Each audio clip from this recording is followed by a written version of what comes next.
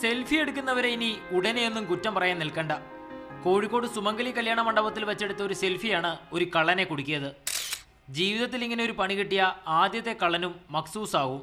Video ഇല്ലാത്ത കല്യാണമാണെന്ന് ഉറപ്പാക്കിയാണ് കള്ളൻ സുമംഗലി മണ്ഡപത്തിലെത്തിയത്. 80 പവൻ സ്വർണം വീട്ടിൽ വെച്ചാൽ കള്ളൻ കൊണ്ടുപോകുമെന്ന പേടിയിലാണ് സ്വർണം ബാഗിലാക്കി വീട്ടുകാർ കല്യാണ മണ്ഡപത്തിൽ കൊണ്ടുവന്നതും. ബാഗ് കസേരയിൽ വെച്ച് 5 മിനിറ്റ് കഴിഞ്ഞ് തിരിഞ്ഞു നോക്കുമ്പോൾ സ്വർണം വെച്ച ബാഗില്ല. ആകെ പരിഭ്രമിച്ച വീട്ടുകാരും ബന്ധുക്കളും പ്രദേശം മൊത്തം അരിച്ചു പറക്കിയെങ്കിലും ആരെയും കണ്ടെത്താനുമായില്ല. ഒരു വീഡിയോഗ്രാഫർ ഇല്ലാത്തതുകൊണ്ട് വിഷ്വലും നോക്കാനാകാത്ത അവസ്ഥ. ഈ സമയത്താണ് ഒരാൾ ബാഗും കൊണ്ട് പോകുന്നത് കണ്ടെന്നൊരു കുട്ടി പറയുന്നത്. ഇതോടെ ഫോണിലെടുത്ത എല്ലാ കല്യാണ ചിത്രങ്ങളും കുട്ടിയുടെ മുന്നിലെത്തി.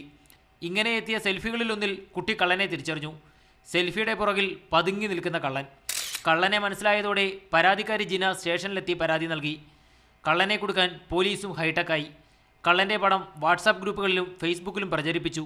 ഇതോടെ കള്ളൻ്റെ പേരും വീട്ടുപേരും സഹിതം ലഭിച്ചു. തുടർന്ന് നടത്തിയ അന്വേഷണത്തിലാണ് കോയമ്പത്തൂരിൽ നിന്ന് മോഷ്ടിച്ച 80 പവൻ സ്വർണത്തോടുകൂടി കള്ളനെ പന്നിയങ്കര പോലീസ് പിടികൂടിയത്.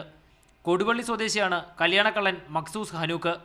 കല്യാണത്തിന് ഉപയോഗിക്കേണ്ട സ്വർണം സുരക്ഷിതമായി തന്നെ സൂക്ഷിക്കണമെന്നും ചാക്കിലും ബാഗിലും ഒന്നും വെച്ച് കള്ളന്മാരെ ആകർഷിക്കരുതെന്നുമാണ് പോലീസ് നൽകുന്ന ഉപദേശം. മാതൃഭൂമി ന്യൂസ്, കോഴിക്കോട്.